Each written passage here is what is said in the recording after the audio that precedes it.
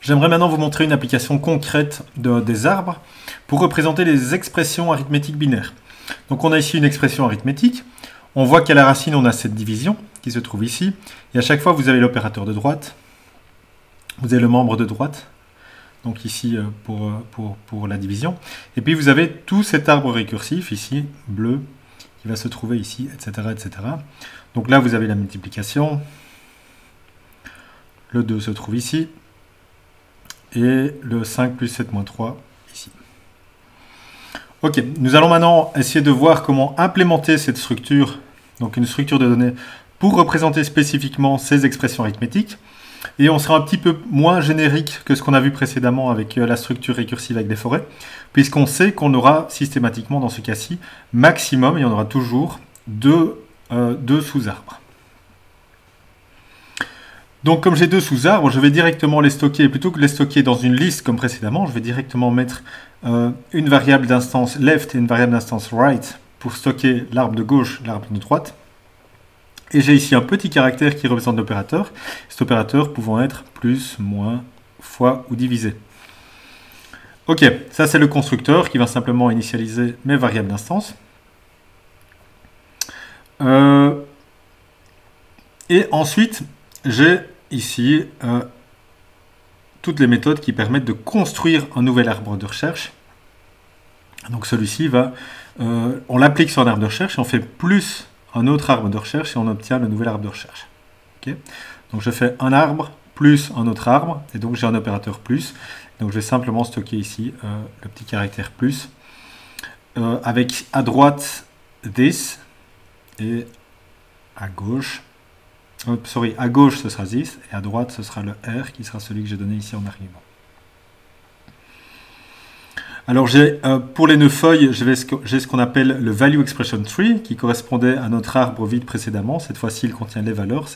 Donc celui-ci, si vous voulez, ce sont la verte. Donc là ce sont les verts.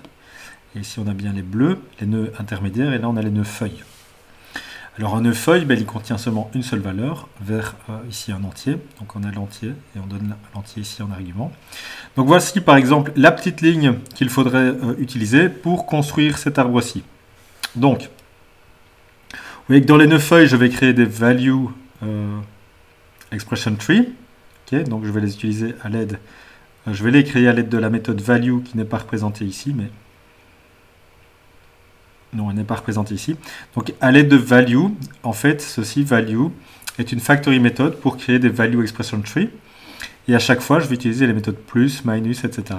Ici, je n'ai représenté que la méthode plus, mais vous imaginez bien qu'il y a toutes les autres méthodes qui existent dans la classe pour les plus, les moins, les divisés, etc. Donc, voilà comment instancier cet arbre spécifiquement à l'aide de ma classe Binary Expression Tree. Alors, lorsque je vais vouloir évaluer mon arbre, donc évaluer l'expression, il faudra que je fasse un parcours de tous les nœuds de l'arbre. Et pour ça, il y a différentes stratégies qui s'offrent à moi. Il y en a 3 précisément. Il y a ce qu'on appelle le parcours pré-ordre, le parcours infixe et le parcours post-ordre. Voici ce qui les différencie. Dans un parcours pré-ordre, vous allez d'abord visiter un nœud, puis vous allez récursivement partir à gauche, puis récursivement partir à droite. Dans un parcours infixe, vous partez à gauche, vous visitez le nœud, puis vous partez récursivement à droite.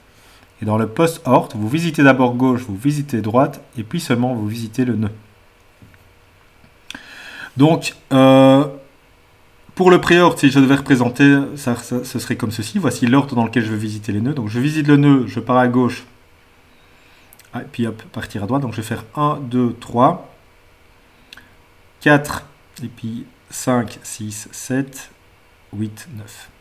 Alors, pour l'infixe, tous ceux à gauche et tous ceux à droite ont un nombre plus grand que le nœud lui-même. Donc, je pars d'abord à gauche, je vais d'abord là, puis je fais 1, 2, 3, 4, 5, 6, 7, 8, 9. Et pour le post-ordre, c'est l'inverse. Je pars à gauche, puis je pars à droite, et puis seulement je visite le nœud. Donc je vais faire 1, 2, 3, 4, 5, 6, 7, 8, 9. Et tout à la fin, on visite la racine, puisque c'est ce nœud-là à la fin qu'on visite. Donc la petite question pour vous, c'est, à votre avis, réfléchissez quelques secondes, à votre avis, quel parcours est-ce que j'aurais besoin pour évaluer mon expression ici de mon arbre arithmétique. Quel parcours est-ce que j'aurais besoin pour évaluer ceci? Je vous laisse un petit peu réfléchir. Est-ce que c'est le pré-ordre, le parcours infixe ou le post-ordre?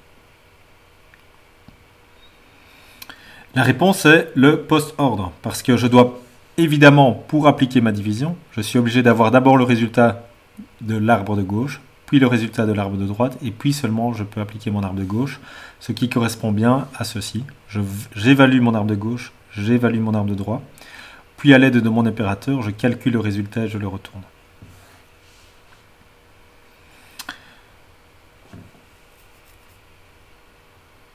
Alors, voilà pour le post-ordre. Donc, je cherche l'évaluation gauche, je recherche l'évaluation à droite, et puis je retourne le résultat de l'opération, de l'opérateur appliqué sur l'arbre de gauche et l'arbre de droite, et cet opérateur pouvant être plus, moins, fois ou divisé. Implémentons maintenant cette méthode d'évaluation de l'arbre, et comme ça, on va vraiment se rendre compte de comment on implémente ce parcours, justement, post-ordre, pour l'évaluation des arbres. Alors, voilà la méthode evaluate. Ok, donc j'évalue. J'évalue récursivement à gauche, j'évalue récursivement à droite. Et puis, je vais faire un switch sur tous les opérateurs possibles. Ok. Et j'applique, selon que c'est un plus, l'opérateur Java plus, l'opérateur Java moins, ou l'opérateur divisé, ou le fois. Si c'était aucun de ceux-là, c'est que j'ai un problème dans mon arbre, et dans ce cas-là, je retourne une exception. Alors, lorsque je fais left.evaluate, ceci est pour l'arbre qui est complètement générique, le binary expression tree. Si c'est pour le value expression tree, le evaluate va retourner ma value. Okay, donc, et lorsque je vais me retrouver sur un arbre feuille, c'est donc la valeur elle-même de cet arbre, de ce nœud feuille qui va être retourné. Okay, donc le evaluate pour le nœud 2, concrètement, il doit retourner 2, il n'a pas d'opération à faire. C'est exactement ce que fait ceci, ici, donc, pour les nœuds feuilles. Et donc, maintenant, je suis prêt pour évaluer mon arbre. Voici, là, ça c'était l'installation de mon arbre. Après, je n'ai qu'à appliquer sur l'arbre lui-même evaluate, et je vais voir le résultat du calcul de cet arbre. Donc, le résultat de cette expression arithmétique-ci. L'autre opération relativement intéressante, c'est la manière de représenter sous forme d'une chaîne de caractères une expression. Et pour ça, on va utiliser un autre type de parcours qu'on va expliquer dans un instant.